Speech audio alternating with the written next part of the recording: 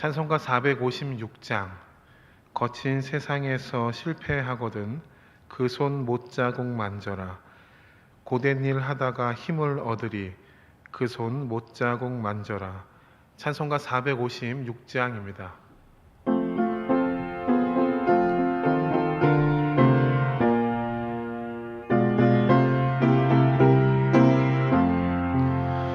거친 세상에서 실패하거든 그 손 못자국 만져라.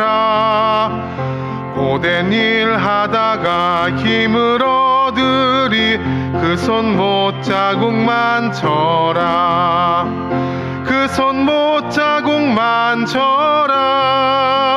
그 손 못자국 만져라. 주가 널 지키며 인도하시리 그 손 못자국 만져라. 내가 어둠 속을 걸어갈 때에 그 손 못자국 만져라. 주가 참 평안을 내게 주시리 그 손 못자국 만져라. 그 손 못자국 만져라. 그 손 못자국 만져라.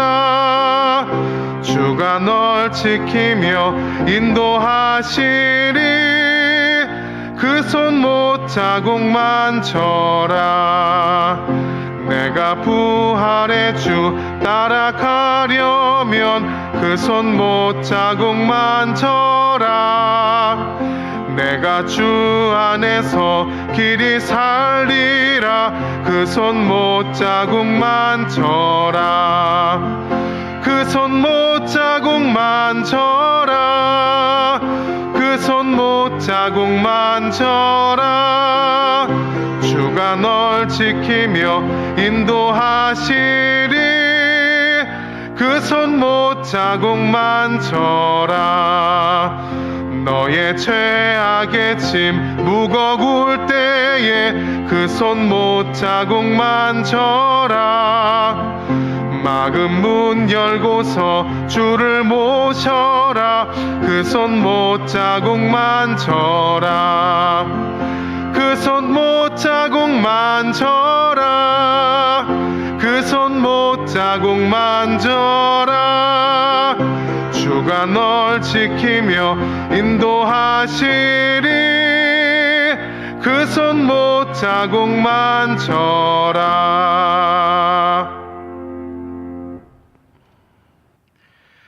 하나님의 말씀은 마태복음 7장 1절부터 5절까지의 말씀으로 신약성경 9페이지에 있습니다.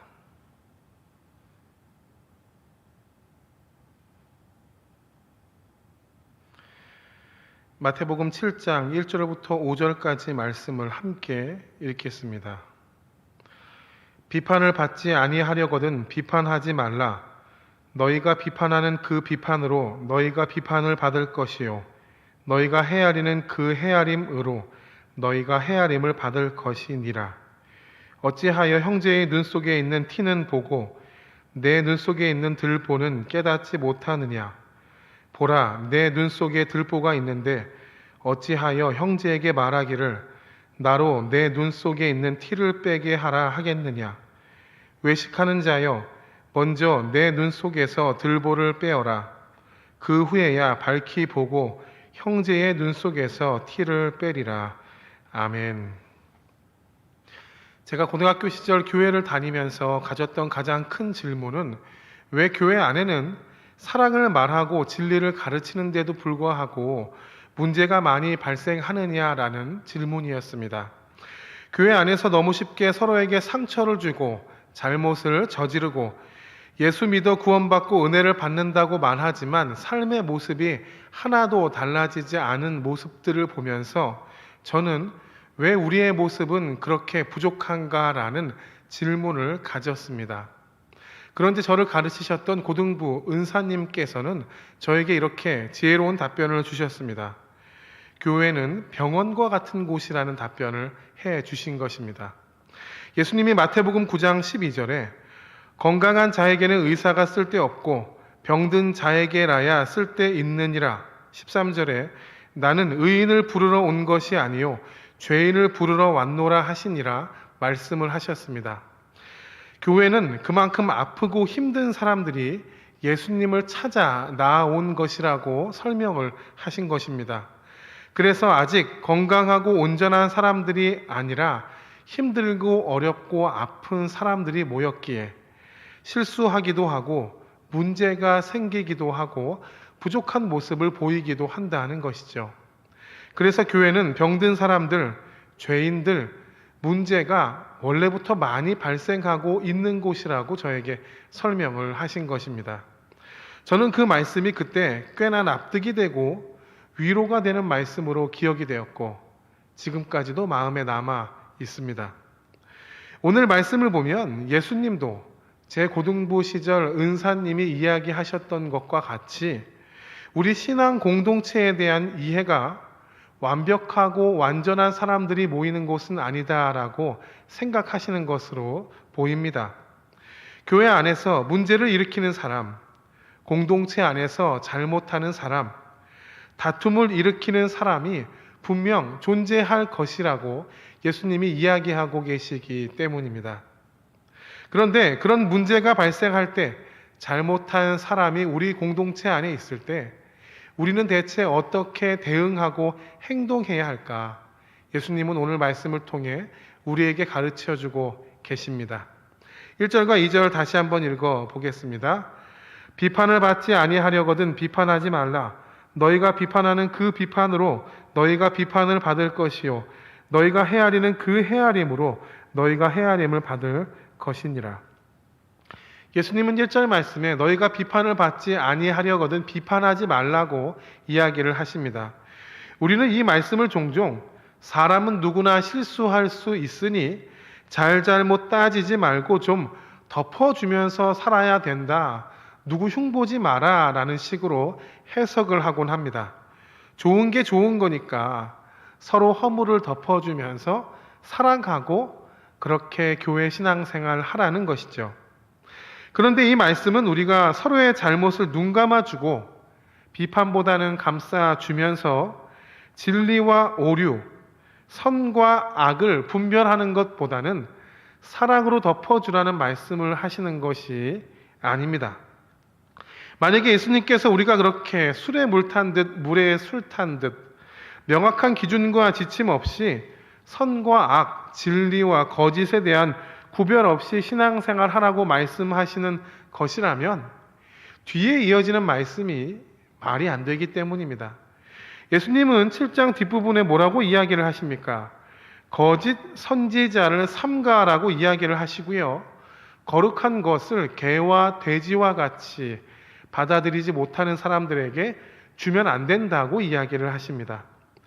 무엇이 거짓이고 무엇이 거룩한지 모른다면 우리는 거짓 선지자가 누구인지 삼갈 수도 없을 것이고 개와 돼지와 같은 사람이 누구인지도 판단할 수가 없을 겁니다.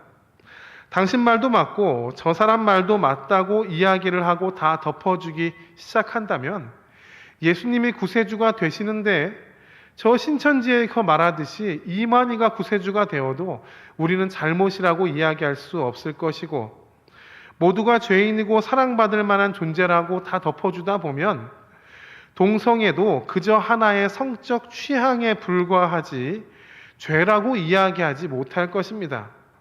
성경에서 무엇이 진리이고 무엇이 옳다고 이야기하는지 우리는 명확히 알고 그것을 구별할 수 있어야 하는 것입니다. 그렇다면 예수님께서 비판하지 말라고 하는 것이 무슨 뜻일까요? 예수님이 비판하지 말라고 하는 오늘 말씀은 누군가를 가혹하게 판단하는 재판관이 되지 말라는 뜻입니다. 우리는 누군가에 대해서 어떤 사건이나 현상에 대해서 비판할 수 있어야 하고 비판하는 자격과 능력을 갖춰야 합니다. 그런데 그것이 누군가를 파괴하고 부정적이고 의도적으로 행동이 되어서는 안 된다는 이야기를 구별해서 말씀하시는 겁니다. 우리가 어떤 기관이든 단체든 그 조직이 건강하게 유지가 되려면 감사하는 부서와 조직이 있어야 된다는 것을 알고 있습니다.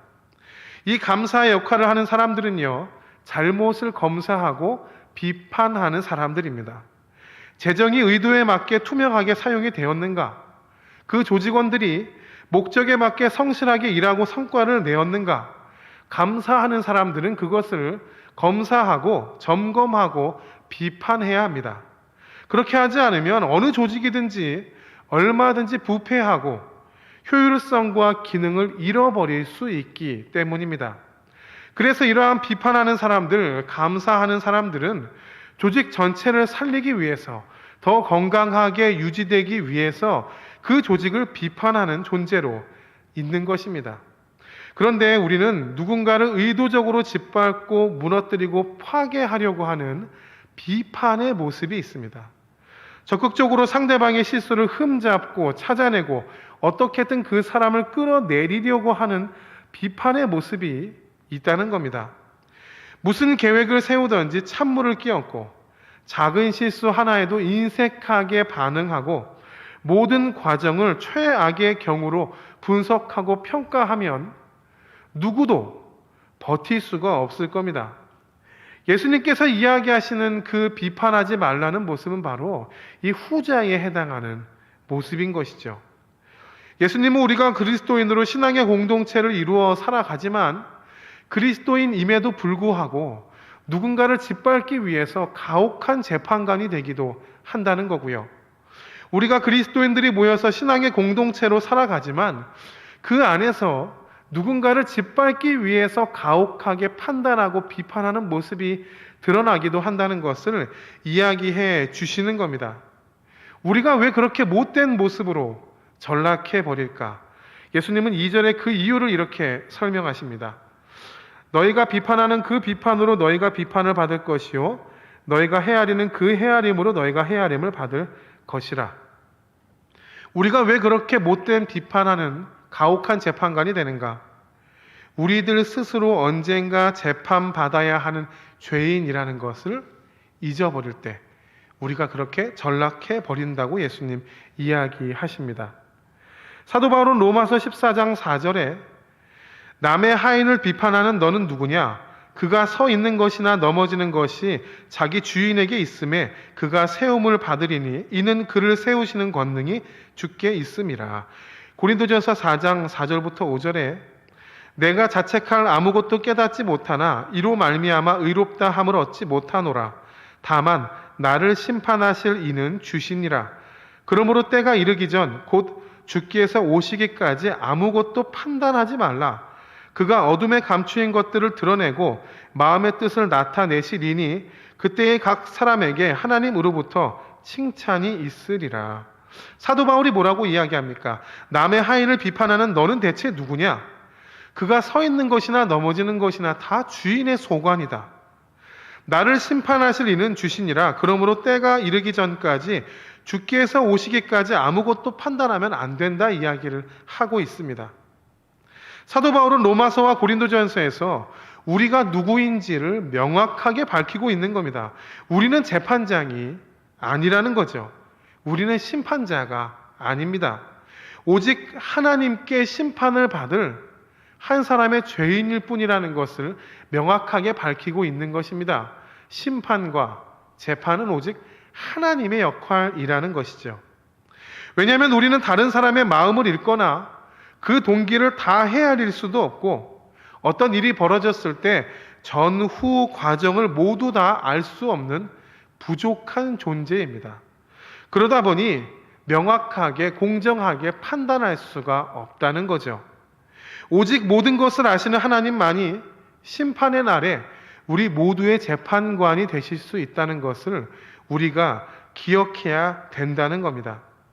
누군가를 비판하고 판단하는 우리들은 언젠가 심판대 앞에 서서 그 판단하고 심판했던 잣대로 엄하게 판단받고 심판받을 것이기 때문에 우리들은 누군가를 짓밟고 누군가의 트집을 잡는 재판관이 되어서는 안 된다고 이야기를 하시는 겁니다.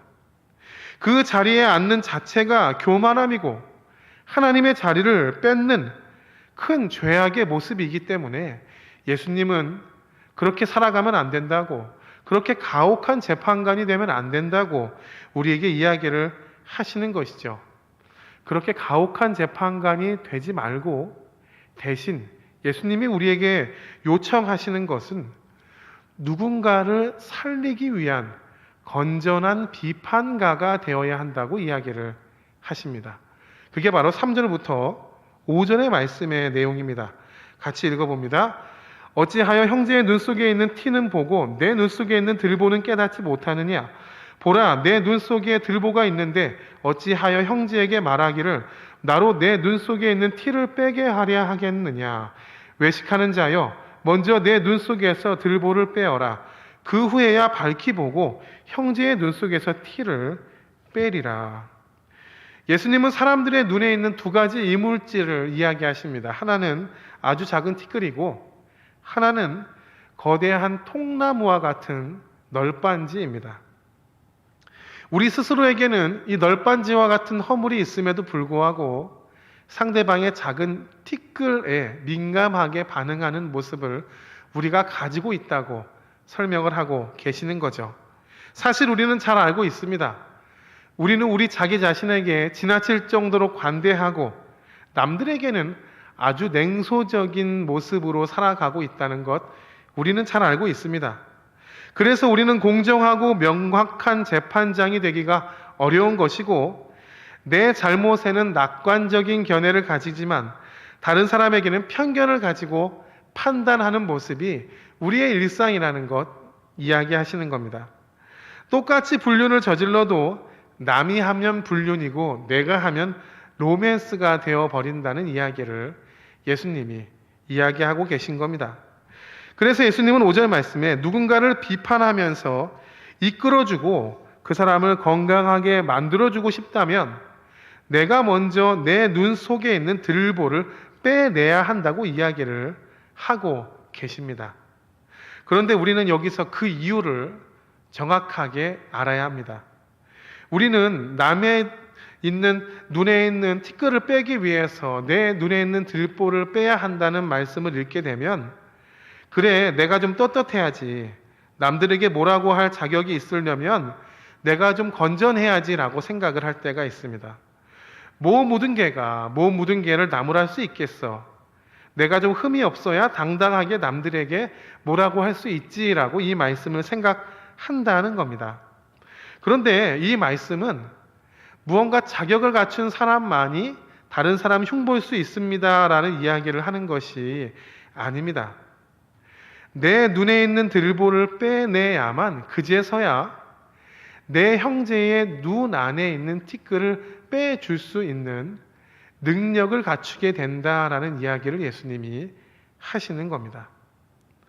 내가 회개하고 나름대로 깨끗한 자격을 갖춰서 남을 판단할 만한 요건을 갖추라고 이야기하시는 게 아니라 스스로 회개하고 자신을 하나님 앞에 겸손히 내려놓음을 경험한 사람만이 형제의 잘못을 바르게 고쳐주고 선하게 이끌어 갈 수 있는 능력이 있다고 이야기를 하시는 겁니다. 영국의 노예제 폐지 운동을 이끈 윌리엄 윌버포스라는 사람이 있습니다. 이 사람은 18세기 영국 경제를 책임지고 있던 영국의 노예 매매를 정면으로 맞서서 폐지를 주장했던 사람입니다. 당연히 수많은 사람들의 반대와 공격을 받으며 매국노 취급을 받았습니다. 나라를 어렵게 하려고 노예 제도를 반대한다는 오명을 뒤집어 썼기 때문입니다. 그럼에도 불구하고 윌리엄 윌버포스가 끝까지 노예제를 폐지하는 것이 진리의 모습이라고 주장할 수 있었던 비결이 무엇인지 아십니까? 그것은 바로 신부 존 뉴턴이 그에게 든든한 조언자가 되었기 때문입니다. 성공의 신부 존 뉴턴이 누구인지 아십니까? 어메이징 그레이스라는 찬양, 나 같은 죄인 살리신을 작사한 작사가입니다. 이 사람은 본래 18세기 악명 높았던 노예선의 선장이었습니다. 존 뉴턴은 수많은 노예를 짐승처럼 끌고 와서 돈을 주고 팔아 넘겼던 악마와 같은 사람이었습니다.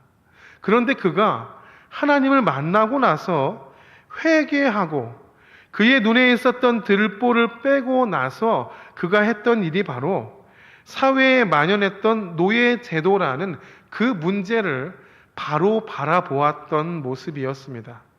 그리고 나서 그의 영향을 받은 윌리엄 윌버포스가 노예 제도라는 그 사회에 만연했던 잘못, 그 티끌을 빼낼 수 있도록 앞장설 수 있게 되었다는 겁니다. 그리고 그의 찬양이었던 나 같은 죄인 살리시니 수많은 사람들에게 은혜로 전달될 수 있게 된 것이죠. 이처럼 내 눈에 들보를 빼낸 사람만이 다른 사람의 잘못을 고쳐줄 수 있는 능력을 갖추게 됩니다.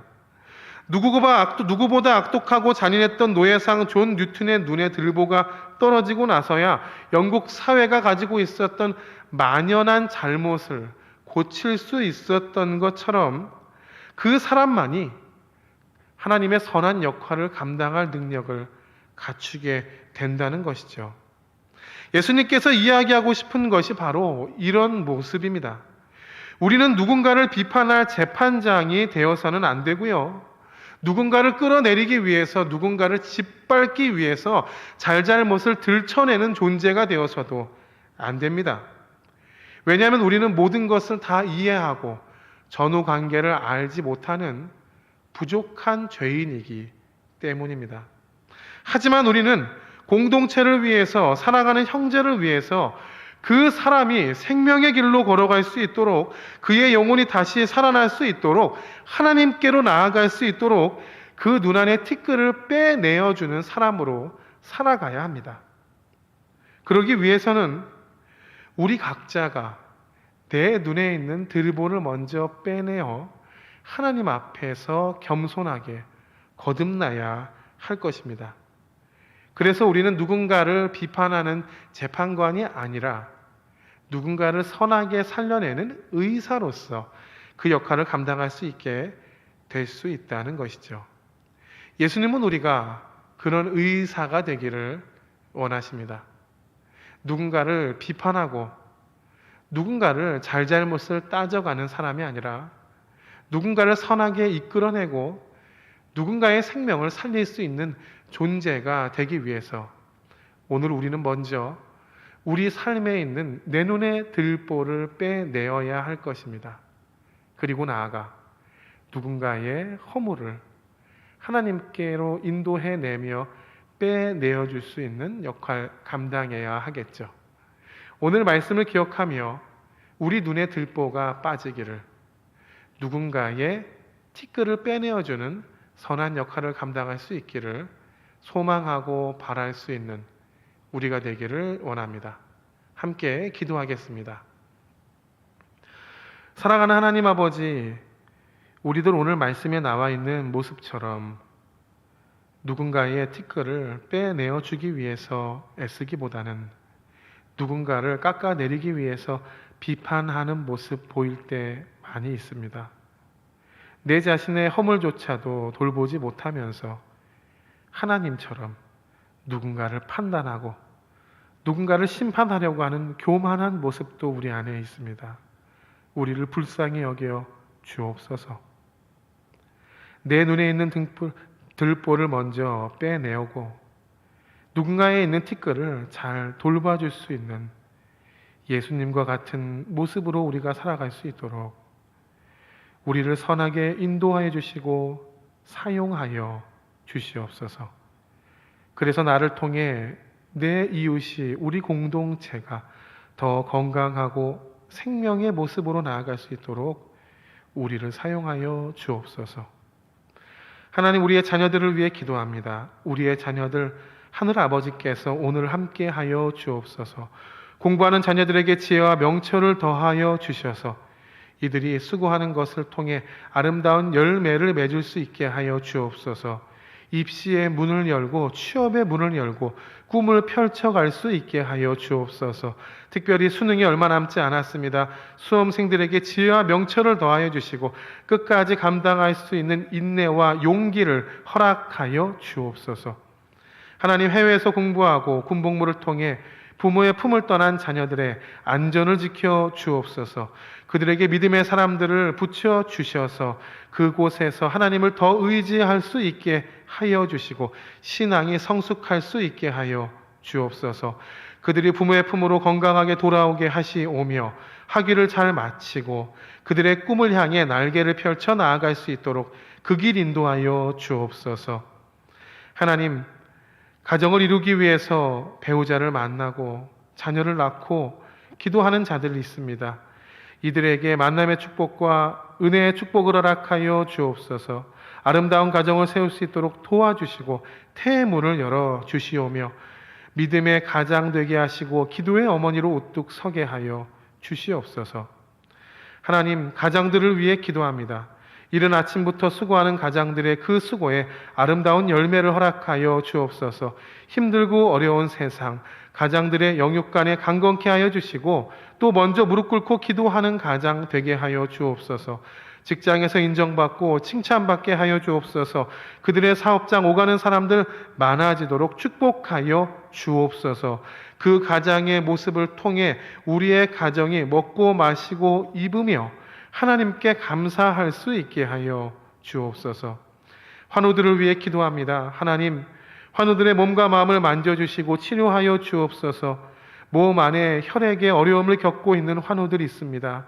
혈액이 건강하게 움직일 수 있도록 도와주시고 몸 안에 마비된 것을 모두 뚫어 주옵소서. 하나님, 뼈와 근육이 상한 환우들이 있습니다. 온전케 하여 주셔서 움직이고 생활하는데 고통당하지 않게 하여 주옵소서. 몸 안에 악한 것이 있어 힘든 싸움을 해나가는 환우들이 있습니다. 그들의 병상 가운데 함께하여 주셔서 그 어려운 치료의 과정을 능히 이겨낼 수 있도록 도와주시고 치료의 과정을 통해 몸 안의 암세포들이 줄어들고 사라질 수 있는 주님의 역사하심을 반드시 허락하여 주옵소서. 돌보는 가족들에게 물질을 더하시며 끝까지 돌볼 여력과 용기를 허락하여 주시고 기도하는 이들의 기도가 끊이지 않도록 주께서 함께하여 주옵소서. 하나님, 교육관 건축을 위해 우리 교회가 애쓰고 있습니다. 건축위원회의 능력을 더하여 주시고 교인들의 생업을 축복하여 주셔서 능히 감당할 수 있게 하여 주옵소서. 좋은 시공업체를 만나기 위해 준비하고 있습니다. 하나님께서 견실하고 정직하고 안전하게 공사할 수 있는 업체를 우리와 만나게 하여 주셔서 교육과 건축이 때에 맞게 안전하게 잘 이루어지게 하여 주시옵소서. 이 모든 과정을 통해 다음 세대를 잘 세워 20년 뒤, 30년 뒤 더 복된 교회의 모습으로 나아갈 수 있게 하여 주옵소서.